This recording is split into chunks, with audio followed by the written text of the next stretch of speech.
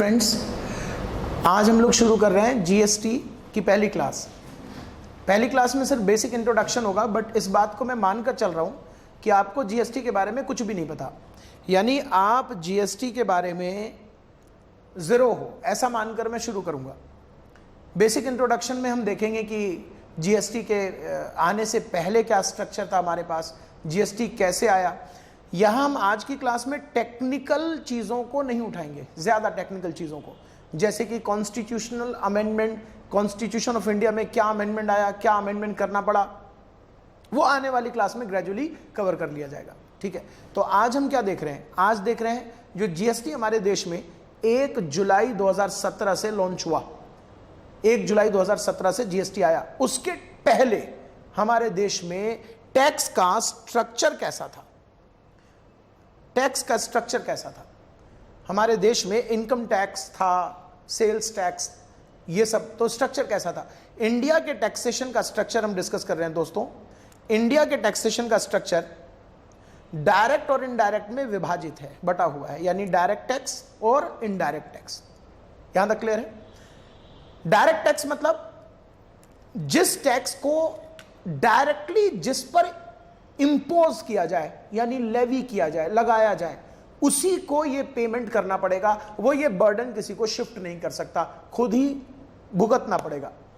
और indirect tax का मतलब कि आपके ऊपर जो हम लेवी कर रहे हैं टैक्स, जो इंपोज कर रहे हैं टैक्स, वो आप इस बर्डन को शिफ्ट कर सकते हो आगे, ये बर्डन आप आगे शिफ्ट कर दोगे। अच्छा, डायरेक्ट टैक्स, इनडायरेक्ट टैक्स हम डिस्कस कर रहे हैं बेटा 1 जुलाई 2017 के पूर्व क्या था, ठीक कट ऑफ डेट के पहले, और उसके बाद हम देखेंगे। ऐसा था कि हमारे देश में इनकम था, डायरेक्ट टैक्स के ऊपर इनकम कवर था, इनकम, गुड्स और सर्विस, ये 3 पैटर्न थे। यानी हम इनकम के ऊपर भी टैक्स लगाते थे, गुड्स के ऊपर भी लगाते थे, सर्विसेज के ऊपर भी लगाते थे। इनकम जो कमा रहा है उसके ऊपर लगाते थे तो डायरेक्ट टैक्स हो गया। सर्विस जो दे रहा है उसके ऊपर लगाते थे सर्विस टैक्स, और उसे कहते थे कि आप इस बर्डन को किसी और को शिफ्ट कर सकते हो। यानी मैंने अगर आपको पढ़ाया तो आपको मैंने सर्विस दी, मुझसे सरकार सर्विस टैक्स लेती थी, और मैं इस सर्विस टैक्स के बर्डन को आपकी फीस में जोड़कर आपसे कलेक्ट कर सकता हूं, ऐसा अधिकार मुझे मिला था। ठीक है, अब हम गुड्स पर आते हैं।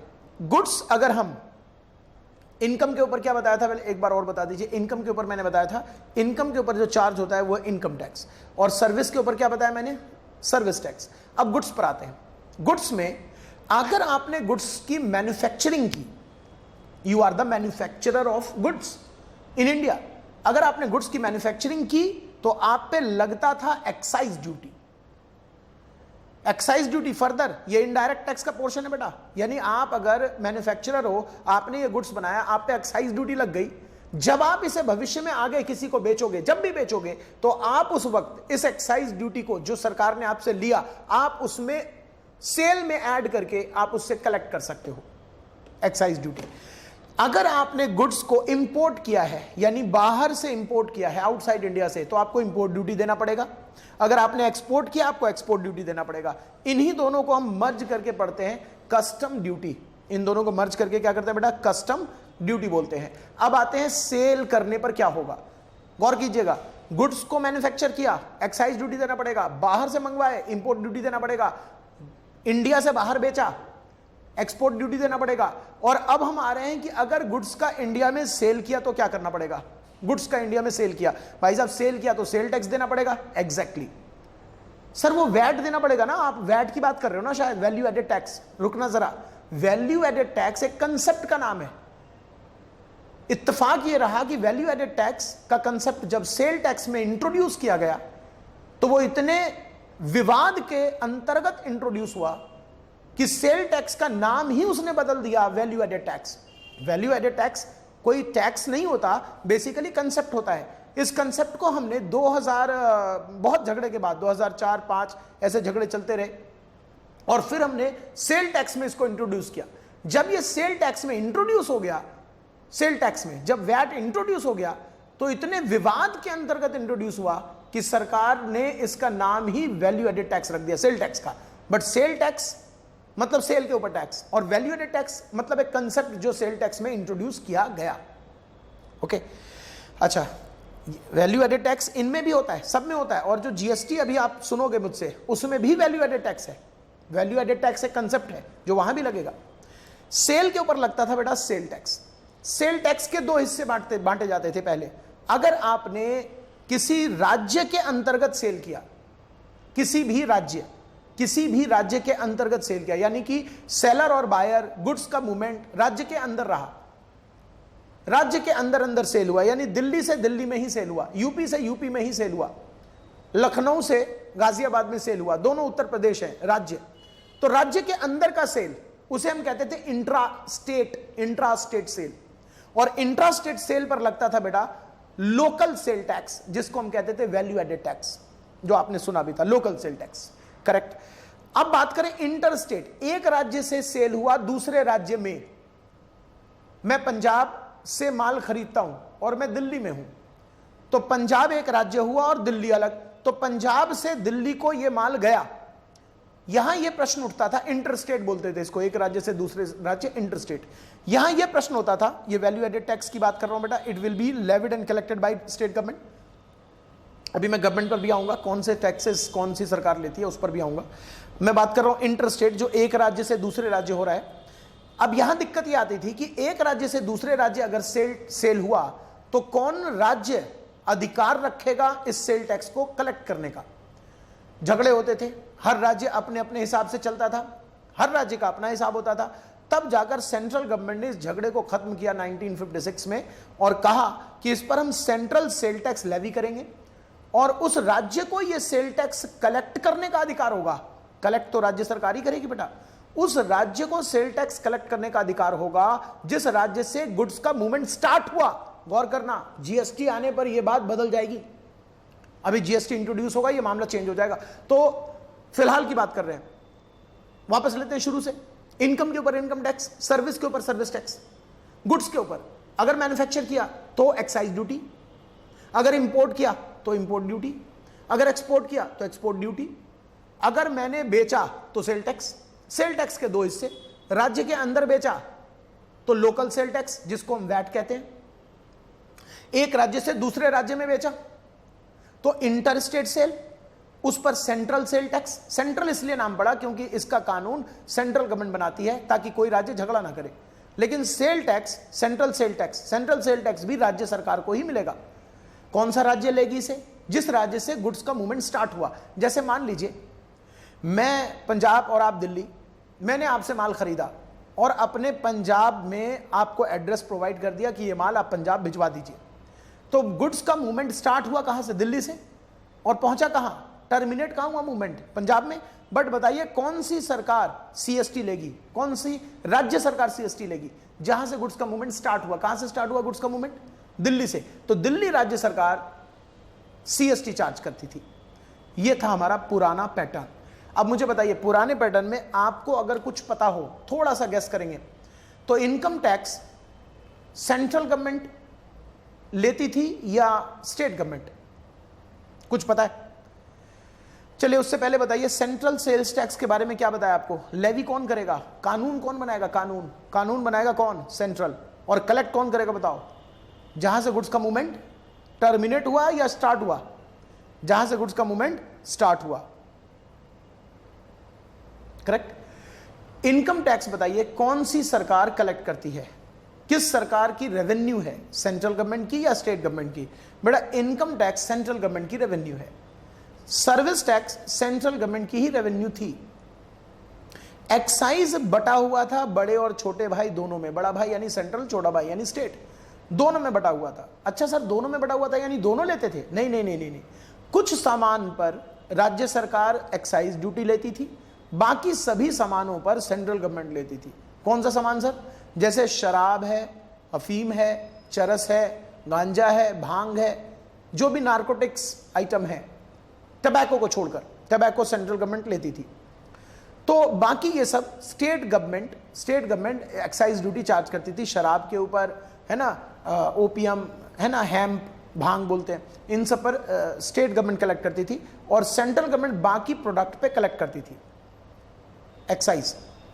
राइट। इंपोर्ट एक्सपोर्ट तो सेंट्रल लेवल में नहीं, नेशनल लेवल की चीज है। तो स्टेट गवर्नमेंट को तो ये मिलेगा नहीं मौका, तो ये तो किसको मिलेगा? सेंट्रल गवर्नमेंट को। और सेल टैक्स पूर्ण रूप से राज्य सरकार को ही दिया जाता था, चाहे राज्य के अंदर सेल हो तो भी और राज्य के बाहर सेल हो तो भी। करेक्ट है ना? यानी वैट भी स्टेट गवर्नमेंट लेती है और सीएसटी भी स्टेट गवर्नमेंट लेती है। यह हमारा स्ट्रक्चर था। अब इस स्ट्रक्चर को आप रटेंगे थोड़ी देर के लिए। क्यों रटेंगे मैं बताऊंगा। क्या क्या रटना है आपको जीएसटी समझने के लिए। हाँ, ये खत्म हो चुका है, लेकिन जीएसटी समझने के लिए क्या क्या रटना है आपको? जीएसटी समझने के लिए आपको यह रटना है कि excise duty mainly central government लेती थी। जैसे कपड़े पर है, ज्यादातर मैक्सिमम प्रोडक्ट पे सेंट्रल गवर्नमेंट लेती थी। स्टेट गवर्नमेंट को मिलता था सेल टैक्स। सेल टैक्स अगर लोकल हो यानी राज्य के अंदर हो तो भी राज्य सरकार, और राज्य के बाहर हो एक राज्य से दूसरे राज्य तो भी राज्य सरकार। सर्विस टैक्स किसको मिलता था? सेंट्रल गवर्नमेंट को। ठीक है, अब आइए वैल्यू एडेड टैक्स का कंसेप्ट लगाते हैं। मतलब सर यही तो बताना है। Value added tax indirect tax में बेटा चाहे कुछ भी हो जाए, यहां से जोड़ो यहां से जोड़ो यहां से जोड़ो, ये पूरा ये इनडायरेक्ट टैक्स है ना पूरा, ये पूरा indirect tax value added tax के कंसेप्ट से बंधा था। किस प्रकार से बंधा था समझाता हूं। आप चाहो तो मेरे साथ थोड़ा बहुत लिख सकते हो। वैल्यू एडेड टैक्स ये कंसेप्ट डिस्कस कर रहे हैं।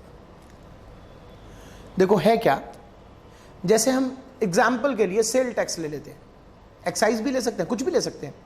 मान लेते हैं एक इनडायरेक्ट टैक्स, चाहे एक्साइज हो, सेल टैक्स हो, सर्विस टैक्स हो, 10% का रेट है। ठीक, इस आदमी को गुड्स बेचा, ये मैन्युफैक्चरर है और ये होलसेलर है। गुड्स कितने में बेचा भाई साहब? 100 रुपए में बेचा। अब बताइए 100 रुपए में बेचा, सरकार इसको कहेगी कि तुम ये 10% टैक्स दो।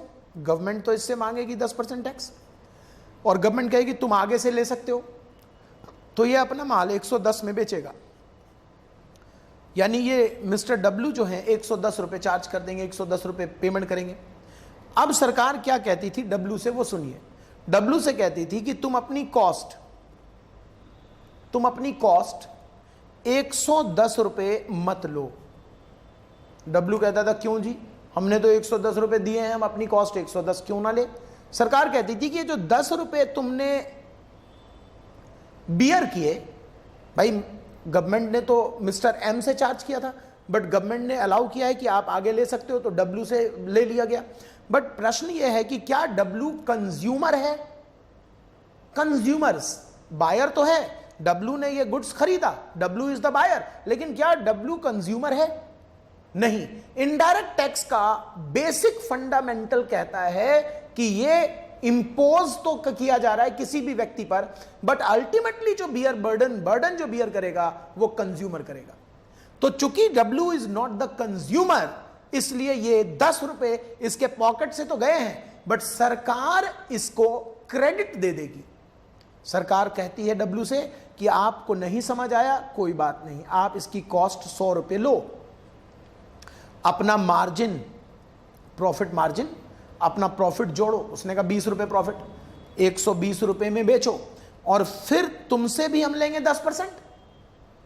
Since you are the seller, sale tax तुमसे भी लेंगे 10%, तो 10% यानी 12 रुपए तुमसे हम सेल टैक्स लेंगे। तुम ग्राहक को, मान लो ये कंज्यूमर है, तुम कंज्यूमर को 132 रुपए में बेचो। अब डब्ल्यू ने कहा वो जो 10 रुपए का मामला था उसका क्या? सरकार ने कहा रुको, जब ये 12 रुपए तुम मुझे देने आओगे, ये रहा मैं गवर्नमेंट, जब 12 रुपए देने आओगे तब मैं तुमसे कहूंगा कि अपना 10 रुपया रख लो वापस, जो 10 रुपए तुमने खर्चे किए थे, जिसे अपनी कॉस्ट में तुमने नहीं जोड़ा, ये 10 रुपए वापस रख दो और मुझे सिर्फ 2 रुपए जमा करा दो। तो बताइए मिस्टर डब्ल्यू के ऊपर 12 रुपए चार्ज हुआ सेल टैक्स, लेकिन डब्ल्यू को लास्ट में जो फाइनली पेमेंट करना पड़ा वो 2 रुपए करना पड़ा। करेक्ट है, 2 रुपए करना पड़ा। ये 2 रुपए कहलाता है वैल्यू एडेड टैक्स। कैसे? बताइए डब्लू ने 100 का माल 120 में बेचा, हाँ या ना? 100 का माल कितने में बेचा? 120 में बेचा।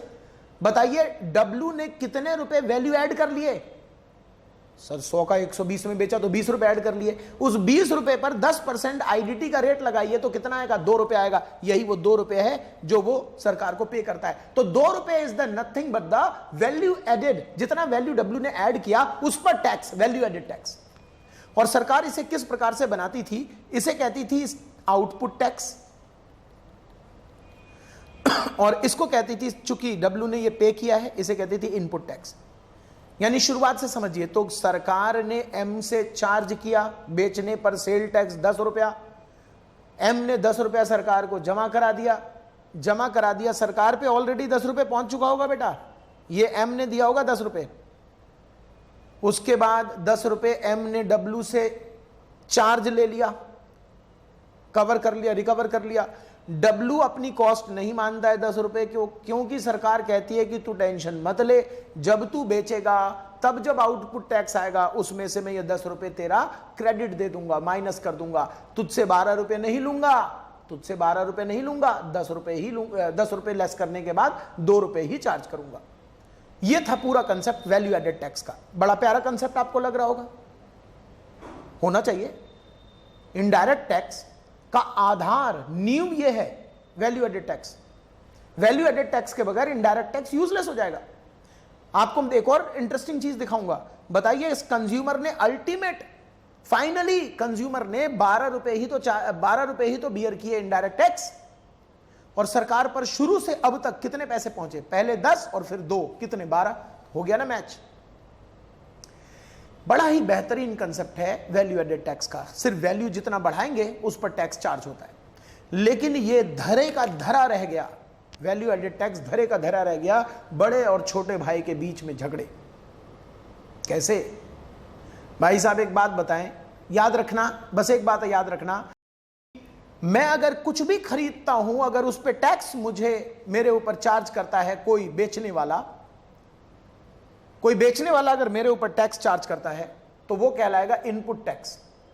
और मैं कुछ भी अगर बेचता हूं, चाहे गुड्स बेचूं चाहे सर्विस बेचूं, तो जो सरकार मुझसे चार्ज करेगी और मैं अगले से रिकवर करूंगा वो आउटपुट टैक्स है। यानी अगर इधर से आया तो इनपुट और मैंने जो दिया वो आउटपुट। फिर से समझ लो, मैंने अगर कुछ खरीदा, मैं एक व्यापारी हूं, बिजनेसमैन हूं, प्रोफेशनल हूं, मैंने कुछ खरीदा, उस पर जो चार्ज हो गया टैक्स, मैंने सामान खरीदा, सेल टैक्स लग गया।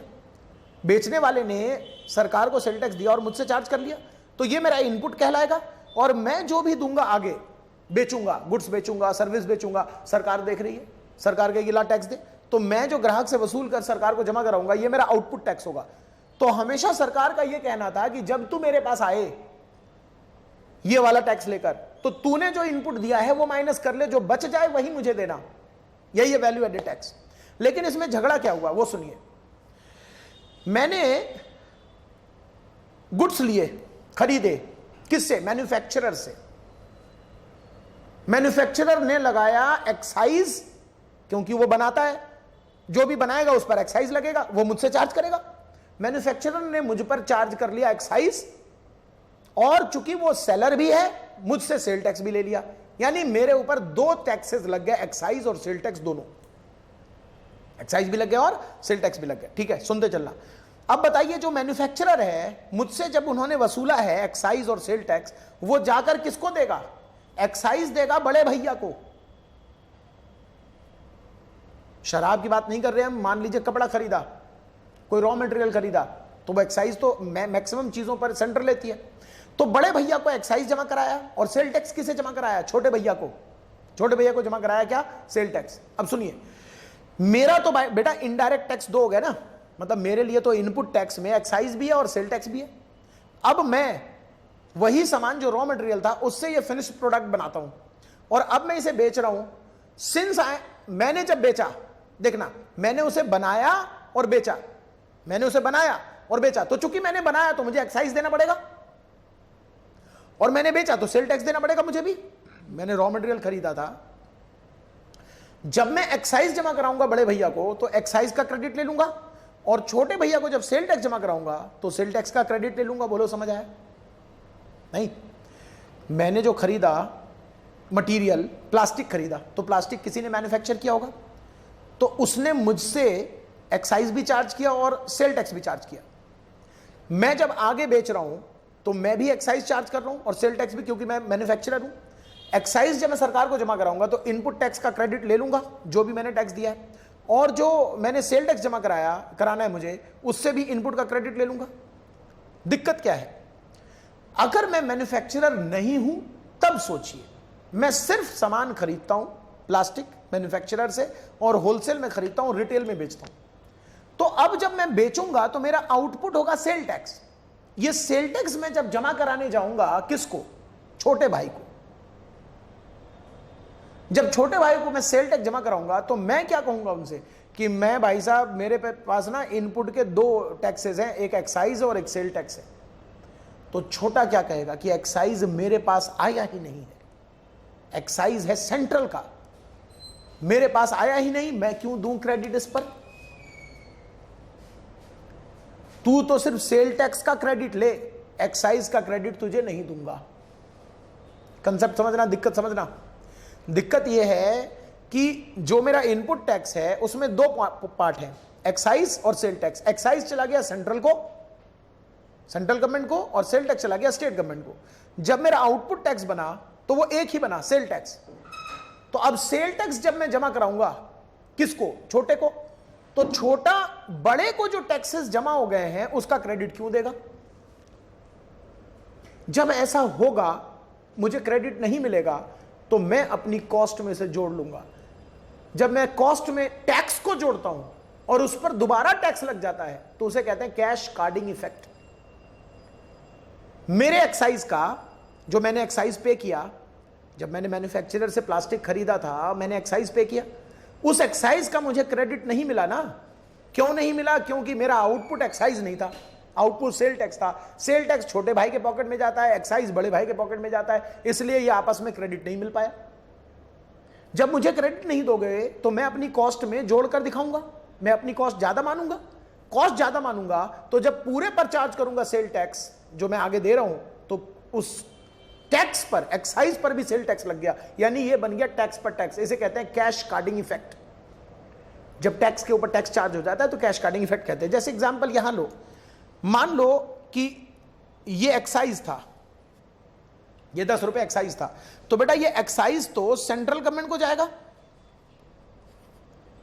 और यहां जो ये 12 रुपए है ये सेल टैक्स है, तो सेल टैक्स तो स्टेट गवर्नमेंट को जाएगा। अब इस 10 का इसको क्रेडिट मिलेगा नहीं, ये क्या करेगा? अपनी कॉस्ट 110 ले लेगा। जब बेटा ये अपनी कॉस्ट 110 लेगा तो यहां पर कितना आएगा? 130, और जब 130 पर 10% चार्ज करेंगे तो 13 रुपए आएगा। यानी ये जो 1 रुपया एक्स्ट्रा आ रहा है ये क्या है? टैक्स के ऊपर टैक्स। इसे कहते हैं कैश कार्डिंग इफेक्ट। इससे गुड्स महंगे भी हो जाएंगे। और क्यों नहीं मिल रहा क्रेडिट? क्योंकि भाई साहब एक टैक्स जिसका क्रेडिट मैं मांग रहा हूं वो टैक्स तो सेंट्रल के पॉकेट में पड़ा है, स्टेट गवर्नमेंट क्यों देने लगी क्रेडिट? तो पहला झगड़ा शुरू हुआ बड़े भाई छोटे भाई के बीच में, अभी झगड़ा कंटिन्यू रहा। सर्विस टैक्स किसको जाता है? बड़े को। अब जरा सोचिए, मैं एक ट्रेडर हूं, सामान बेचने वाला, सामान बेचता हूं, सेल टैक्स देता हूं, यानी मेरा आउटपुट क्या बनता है? Sale tax. अब मैंने एक प्रोफेशनल की सर्विस ली, अपना अकाउंट मेंटेन कराया, ऑडिट करवाया चार्टर्ड अकाउंटेंट से, और चार्टर्ड अकाउंटेंट ने मुझसे सर्विस टैक्स चार्ज किया। अब सर्विस टैक्स मेरा इनपुट है, इनपुट टैक्स जो मुझसे लिया जाएगा वो इनपुट है, और जो मैं आगे से चार्ज करूंगा मेरा आउटपुट है।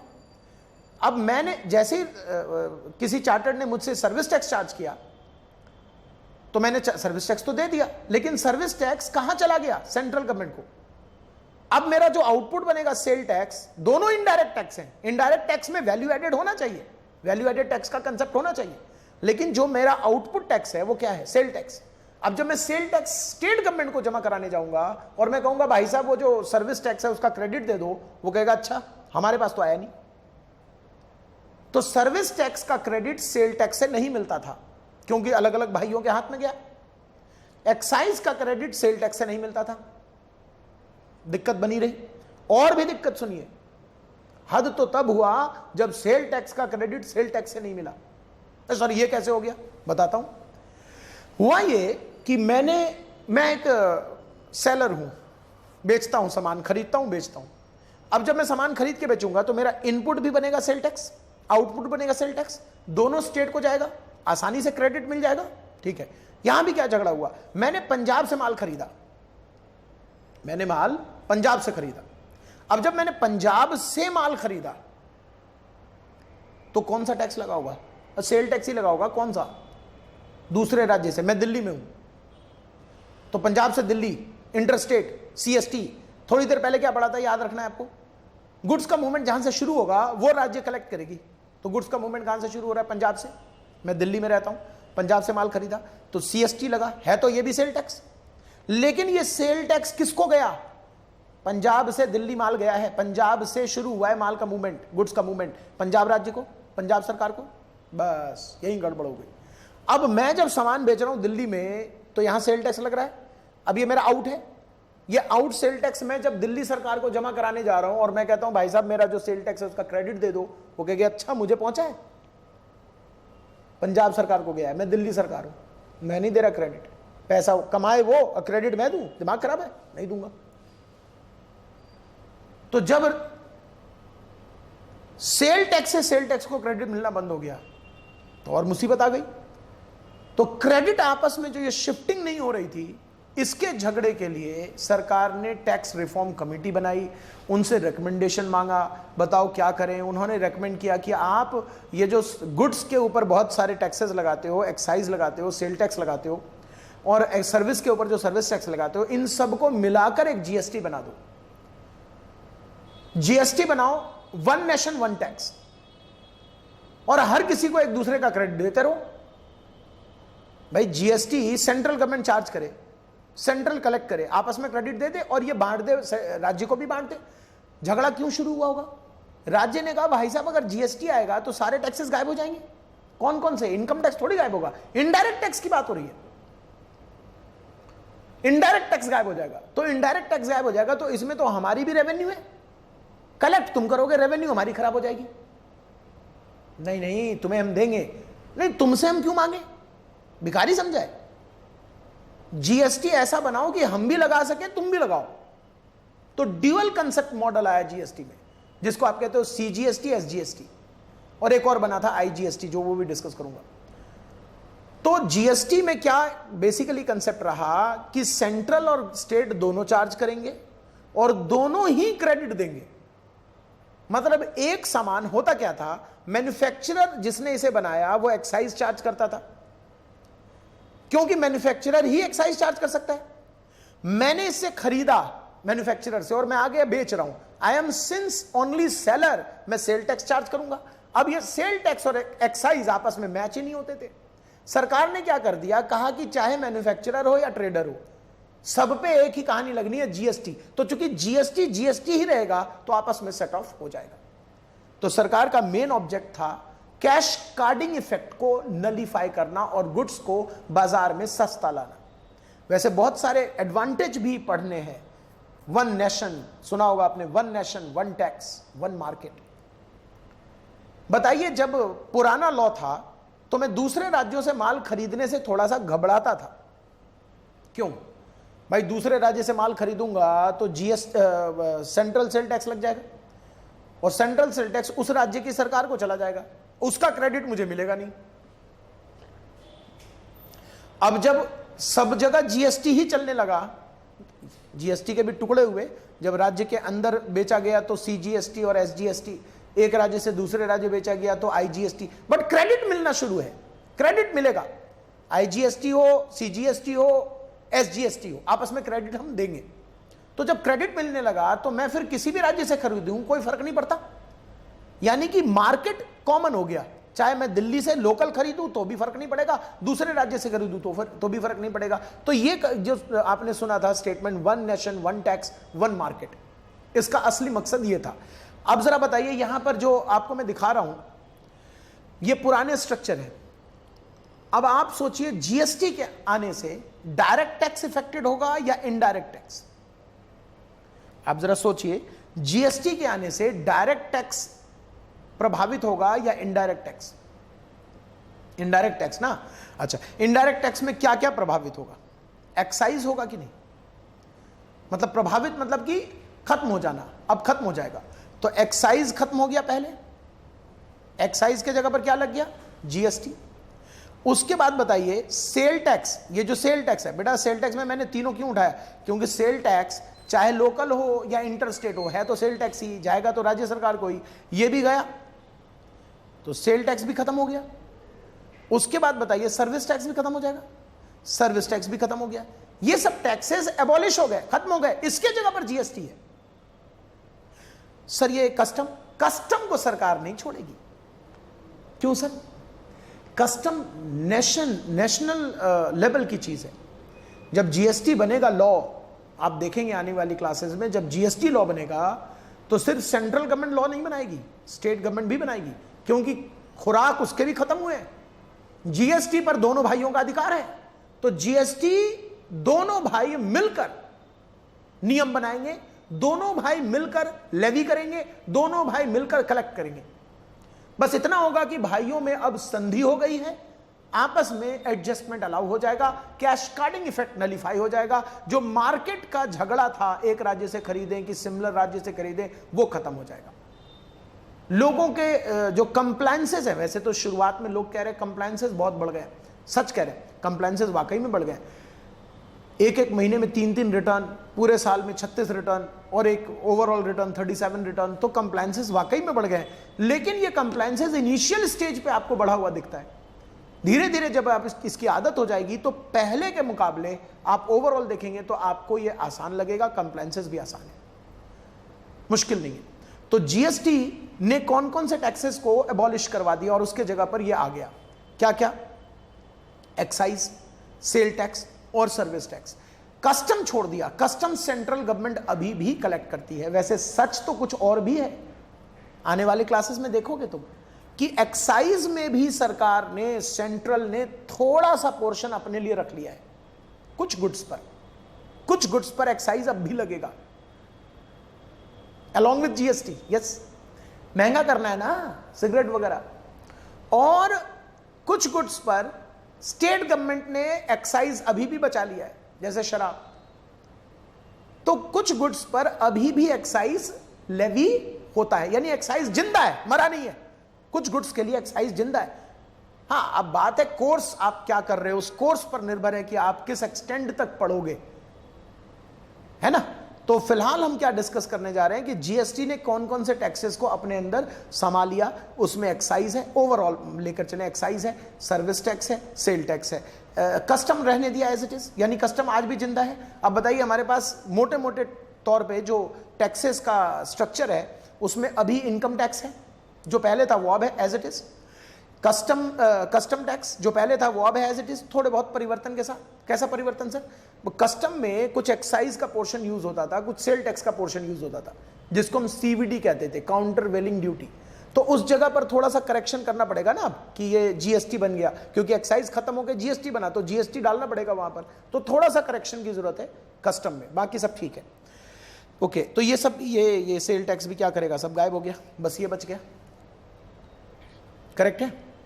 अच्छा, अब सुनिए, सर्विस अगर आपने आज दी तो सर्विस टैक्स लगाइएगा या जीएसटी, बताइए। सर्विस अगर मैं देता था पहले 1 जुलाई 2017 के पहले, तो सर्विस देता था, सर्विस टैक्स लगता था। अभी देता हूं, क्या लगेगा, जीएसटी। गुड्स मैन्युफैक्चर किया, क्या लगेगा सर, जीएसटी लगाओ ना। गुड्स को बेचा, क्या लगेगा सर, जीएसटी लगाओ ना। गुड्स को चाहे राज्य के अंदर बेचा कि राज्य के बाहर बेचा, क्या लगाऊंगा, जीएसटी लगाओ ना सर। राज्य के अंदर बेचा, राज्य के बाहर बेचा, ये दो नियम बनते थे ना पहले।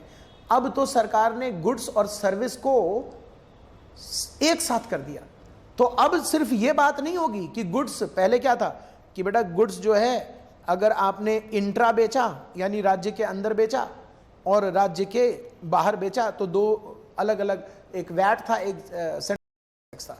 अब चूंकि सरकार ने गुड्स और सर्विस एक साथ मर्ज कर दिया, तो अब सबके लिए ऐसा सोचेंगे कि सर्विस मैंने राज्य के अंदर दी कि राज्य के बाहर दी। मैंने दिल्ली में सर्विस दी या मैं दिल्ली में रहता हूं, तो मैंने दिल्ली में सर्विस दी कि दिल्ली के बाहर सर्विस दी, क्योंकि अब जीएसटी के हिस्से होंगे। अगर जीएसटी इंट्रा सप्लाई है, सप्लाई मतलब सर, अरे भाई मैन्युफैक्चर करूंगा तो भी जीएसटी है, बेचूंगा तो भी जीएसटी है, तो सरकार कहां कहां लिखेगी? तो इसलिए ना मैन्युफैक्चरिंग लिखा और ना बेचना लिखा, कहा सप्लाई। सप्लाई करोगे जीएसटी लगेगा, सप्लाई करोगे जीएसटी लगेगा। ऐसा थोड़ी ना होना है कि मैन्युफैक्चरिंग करूंगा तो जीएसटी लगेगा और फिर जब बेचूंगा तो फिर जीएसटी लगेगा। वो कहने का मतलब हुआ मैन्युफैक्चरिंग करके जब मैं बेचूंगा तो जीएसटी लगेगा, तो उसको सप्लाई का नाम दिया। सप्लाई से बेचना भी कवर्ड हो गया। अगर मैंने किसी और जगह ट्रांसफर किया है, एक जगह से दूसरे जगह ट्रांसफर किया है, कंसाइनमेंट बेसिस पर एजेंट को ट्रांसफर किया है, बेचा नहीं है, वो भी कवर्ड हो जाएगा। तो बहुत सारे पॉइंट्स कवर्ड होंगे, इसलिए उन्होंने शब्द इस्तेमाल किया सप्लाई। तो अगर राज्य के अंदर सप्लाई है, किसका? गुड्स और सर्विस दोनों का भाई। राज्य के अंदर गुड्स और सर्विस का सप्लाई है, तो सरकार यहां लगाती है, राज्य के अंदर लगाती है सीजीएसटी और एसजीएसटी, यानी दोनों भाई मिलकर लगाएंगे, बराबर बराबर खाएंगे, बराबर बराबर खाएंगे। समझना बात को, दोनों भाई मिलकर लगाएंगे और आधा आधा खाएंगे। यानी अगर जीएसटी का रेट, अगर हम अज्यूम करके चल रहे हैं, अगर जीएसटी का रेट कोई भी प्रोडक्ट है, मान लीजिए ये प्रोडक्ट है, जीएसटी के रेट अलग अलग हैं, सभी प्रोडक्ट पे कॉमन रेट नहीं है, रेट के कैटेगरी बनाए हुए हैं बट कॉमन रेट नहीं है। अगर इस माउस प्रोडक्ट पर मान लेते हैं 18% जीएसटी लगना है, तो भाई दोनों भाई मिलके खाएंगे, 9% तुम 9% मैं, ऐसा बांटेंगे। और अगर इंटर सप्लाई है तब इंटर सप्लाई पर लगाते हैं आईजीएसटी, इंटीग्रेटेड। इंटीग्रेटेड मतलब दोनों भाइयों का मिलाकर, यानी 18%। मान लो किसी प्रोडक्ट के लिए 18% का रेट मैंने सोचा, अगर मैं इस प्रोडक्ट को, प्रोडक्ट हो या सर्विस हो, अब हमें कोई ज्यादा फर्क नहीं करना, प्रोडक्ट हो या सर्विस हो, अगर इस सर्विस को मैंने राज्य के अंदर प्रोवाइड किया है तो ये लगेगा, ये होगा इंट्रा सप्लाई। इंट्रा सप्लाई में दोनों भाई मिलकर खाएंगे आधा आधा। 18% रेट है, 9 तुम लगा लो 9 मैं लगा लेता हूं, दोनों आधा आधा खा गए। और अगर इंटर स्टेट है, एक राज्य से दूसरे राज्य इंटर स्टेट है, तो क्या होगा?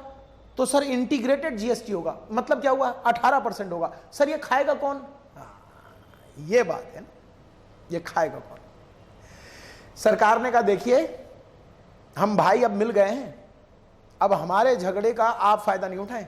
जनता को कह रहे हैं हमारे झगड़े का आप फायदा ना उठाएं। आपको क्या मतलब कौन खाएगा? आप तो 18% दीजिए। भाई साहब 18% किसको दें ये तो बता दीजिए, किसको दें? भाई साहब हमने जीएसटीएन का नेटवर्क कॉमन बना दिया है, आपको तो पता भी नहीं चलेगा किसको देना है। ठीक है, जानना है कि लेवी कौन कर रहा है, लेवी कौन कर रहा है? सेंट्रल, बड़ा भाई, बड़ा भाई। ओ चालाकी।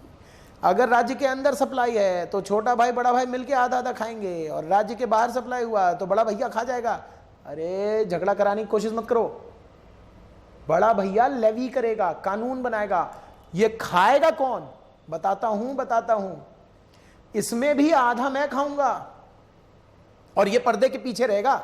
इसे हम मार्केट में नहीं लेकर आएंगे कि तुम जानो, तुम तो 18 दो, बात खत्म। यानी जो अगर हम पर्दा रखें, यहां पर हमारी जनता है और इधर सरकार, बड़ा भाई छोटा भाई बैठा है, तो जनता को सिर्फ इतनी बात से मतलब होनी चाहिए कि राज्य के अंदर सप्लाई हुआ गुड्स या सर्विस का, तो आधा बड़ा भाई आधा छोटा भाई ऐसे दे दो, बड़े भैया को आधा दो, छोटे भैया को आधा दो। लेकिन अगर राज्य के बाहर सप्लाई हुआ तो बड़े भैया को दे जाओ आईजीएसटी पूरा इंटीग्रेटेड मिलाकर। अब बड़ा भाई उसमें से रेवेन्यू शेयर करेगा छोटे भाई से। और यहां सरकार का नियम है इस बार नियम यह नहीं है कि जहां से गुड्स और सर्विस का मूवमेंट स्टार्ट हुआ, इस बार नियम है destination based tax. IDT consumption based होता है, आपने सुना होगा, ऐसा सुनने को मिला होगा, कंजम्पशन बेस्ड होता है। कंज्यूम्ड करेंगे, कंज्यूमर हैं आप, तो आईडीटी आप पर चार्ज हो जाता है। तो आईडीटी कंजम्पशन बेस्ड टैक्स था। इसी चीज को सरकार ने ध्यान में रखकर जीएसटी को प्योर डेस्टिनेशन बेस्ड टैक्स बनाया। और यहां पर सरकार आईजीएसटी जो शेयर करती है स्टेट से, वो उस राज्य से शेयर करती है जिस राज्य में ये सर्विस और गुड्स कंज्यूम्ड हुआ। जैसे मान लीजिए मैंने पंजाब राज्य में ये माल बेचा, मैंने पंजाब को माल बेचा, मैं दिल्ली में हूं, पंजाब में माल बेचा, तो चूंकि माल पंजाब में कंज्यूम हुआ, अब चूंकि इंटरस्टेट है तो आईजीएसटी लगेगा। तो हमें तो 18% देकर सीट साइड हो जाना है कि भाई साहब 18% लीजिए, हम साइड हो गए। लेकिन इस 18% को सेंट्रल गवर्नमेंट शेयर किसके साथ करेगी? पंजाब के साथ। क्योंकि कंजम्पशन बेस्ड टैक्स है। प्लेस ऑफ सप्लाई पंजाब तो पंजाब के साथ करेगी। ये सब बातें तो हम धीरे धीरे कवर करेंगे। फिलहाल मुझे बताइए कि आपको जो मैंने यहां तक पढ़ाया ये कंसेप्ट समझ आया कि नहीं। यहां मैं दिखाना चाहता हूं कि कहने की बात तो ये है कि कौन कौन से किस किस को जीएसटी ने चेंज कर दिया। जैसे कि सर्विस टैक्स के जगह पर जीएसटी आ गया, मैन्युफैक्चरिंग में एक्साइज नहीं लगता अब जीएसटी लगेगा, सेल टैक्स नहीं लगता जीएसटी लगेगा। ये सिर्फ मोटे मोटे तौर पर अगर हम देखें तो जीएसटी ने बहुत सारे पॉइंट्स को कवर किया है। ये देखिए इतने टैक्सेस हैं जिसको जीएसटी ने रिप्लेस किया।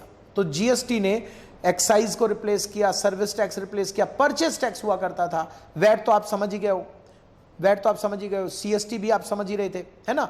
उसी तरह लॉटरी के ऊपर टैक्सेस लगते थे, लग्जरियस टैक्सेस थे, एडवर्टाइजमेंट टैक्स थे, एंट्री टैक्स लगता था। जब एक राज्य से दूसरे राज्य में माल बेचते थे ना, तो जिसमें एंट्री होती थी वो राज्य एंट्री टैक्स लगाता था। सरचार्ज सेस कई सारे होते थे।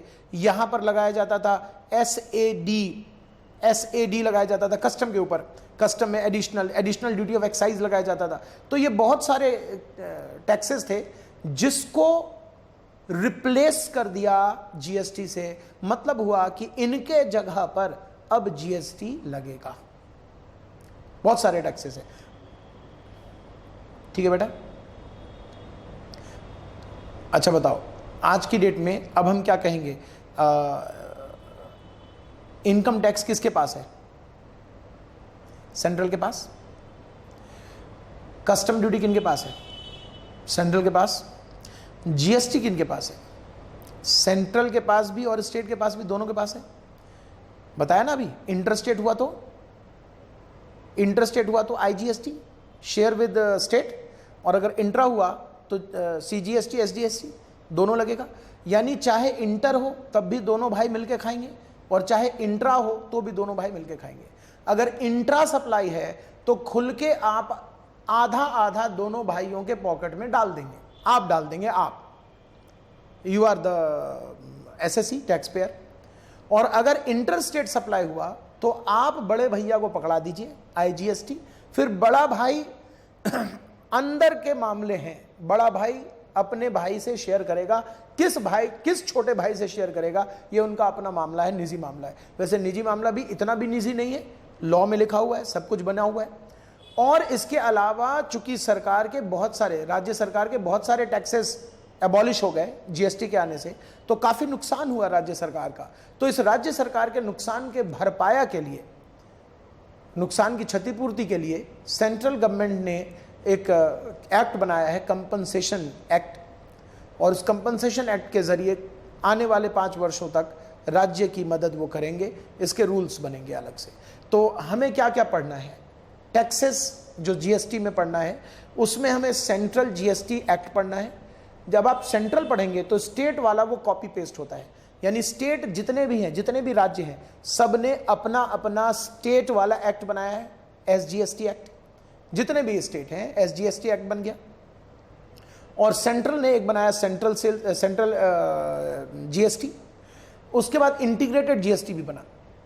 तो हमें क्या पढ़ना है, इंटीग्रेटेड जीएसटी का कंसेप्ट पढ़ना है सिलेबस में, और सेंट्रल का कंसेप्ट पढ़ना है। जब हम सेंट्रल के एक्ट को पढ़ेंगे तो वो स्टेट का एक्ट उससे कॉपी पेस्ट बना है, उसमें जरा भी फर्क नहीं है। कल को अगर यहां चेंज आएगा तो यहां ऑटोमेटिकली चेंज आ जाएगा। तो हमें सेंट्रल और इंटीग्रेटेड पढ़ना है और कंपनसेशन एक्ट पढ़ना है, ठीक है। तो ये एक छोटा सा इंट्रोडक्शन था, कोशिश थी कि आपको समझ में आ जाए जीएसटी की शुरुआत। और बेसिकली हमारा मकसद था जीएसटी में यह बताने का कि जीएसटी किस चीज के बदले आया और क्यों आया।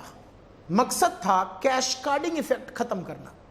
पहले इनडायरेक्ट टैक्सेस को समझना पड़ेगा, गुड्स और सर्विस के ऊपर बेस्ड था। सर्विस के ऊपर सर्विस टैक्स लगता था, गुड्स के ऊपर बहुत सारे टैक्सेस लगते थे। अगर बनाया तो एक्साइज लगता था, बाहर से मंगवाया तो कस्टम लगता था, बेचा तो सेल टैक्स लगता था। दिक्कत यह थी कि कुछ टैक्सेस इनडायरेक्ट में स्टेट गवर्नमेंट लेती थी और कुछ टैक्सेस इनडायरेक्ट में सेंट्रल गवर्नमेंट लेती थी। आपस में ये शेयर नहीं करते थे, तो कैस्केडिंग इफेक्ट होता था। क्योंकि इनडायरेक्ट टैक्स जो अल्टीमेट अंतिम कंज्यूमर होते हैं उनको ही बियर करना है, उनके ही हिस्से में जाना चाहिए, यह नियम था। लेकिन कई लोग बीच में फंस जाते थे।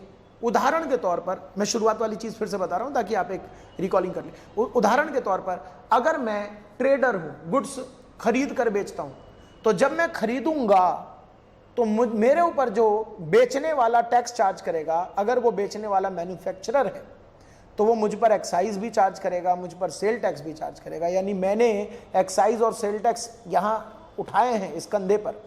अब मैं आगे इस गुड्स को बेचूंगा कंज्यूमर को, तो मेरी कोशिश ये होगी कि कंज्यूमर से मैं जो पैसा लूं सरकार को जमा कर दूं। जब मैं कंज्यूमर से लेता हूं तो वो होता है सेल टैक्स, यानी कंज्यूमर भुगतता क्या है, सेल टैक्स भुगतता है। अब ये सेल टैक्स जब मैं जमा कराने जाता हूं तो मेरा ये वाला टैक्स माइनस हो जाना चाहिए। अगर सरकार ये वाला टैक्स माइनस इसमें नहीं करेगी तो मेरे पॉकेट से भी चला गया। फिर ठीक है, मैंने जोड़कर आगे कस्टमर से एक्स्ट्रा ले लिया होगा, बट मेरे पॉकेट से जाता हुआ तो दिखा, सरकार को तो देना चाहिए। लेकिन सरकार ये वाला टैक्स नहीं देती थी। क्यों? क्योंकि इसमें से एक तो स्टेट के पास गया है, वो तो मिल जाता था मुझे क्रेडिट, लेकिन जो एक्साइज सेंट्रल को गया है उसका क्रेडिट मुझे नहीं मिलता था।